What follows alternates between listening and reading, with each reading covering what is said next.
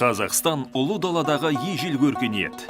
Ата-бабаларымыз қалыптастырған салт дәстүр, ұлттық құндылықтарымыздың арқасында біз тарих бетінен жойылып кетпей, керісінше, ұлттық код пен бірегейлігімізді сақтап, тәуелсіз мемлекетке айналдық.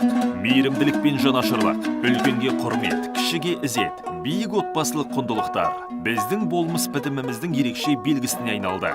Елбасы бұл туралы өзінің рухани жаңғыру, болашаққа бағдар мақаласында біздің қоғам, экономика мен мәдениет, тұтас әлеуметтік саясатымыз отбасының әл-ауқатын арттыруға бағытталған деп жазады. Рухани жаңғыру, ұлтымыздың рухани түлеуіне жол ашатын бірегей бағдарлама. Президент баршамызды өзіміздің түп тамырымызды тануға, ата-бабаларымыздан қалған ұлттық құндылықтарымызды ұмытпауға, сан ғасырлар бойы сақталған асыл мұраларымызды қастерлеуге шақырады. Біздің тәуелсіздігіміз бен мемлекеттілігіміздің негізгі тірегі осылар болмақ. Бағдарламаның басты идеяларының бірі отбасылық құндылықтарды дәріптеу мен шаңырағы берік жанұяларды құру. Бағдарламаның басты идеяларының бірі отбасылық құндылықтарды дәріптеу мен шаңырағы берік жанұяларды құру.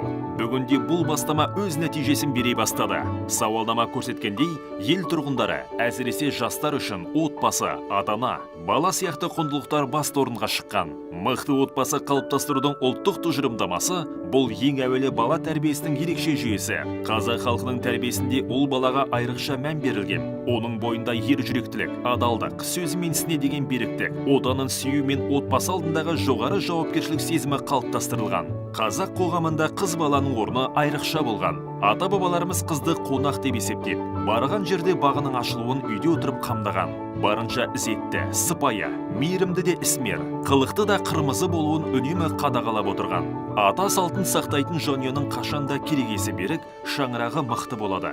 Халықтың діні мен сенімі, тұрмыс тіршілігінен өрбіген салт дәстүрдің тәлімдік, тәрбиелік мәні зор. Көптің көкейіндегі сауалдардың бәрін осы салт дәстүрден табуға болады. Дәстүрді берік ұстанған жас жанұя әрдайым үлкендердің ақыл кеңестерін тыңдап, туысқандарының қолдауын еленген. Бұл қазақ отбасының негізі.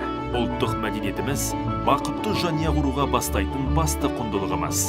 Бұл ұлтты біріктіруші үлкен күш. Үйдің берекесі қабырғасының қиюымен емес, теңінің жиюымен, отбасындағы сыйластық пен татулықпен кіреді.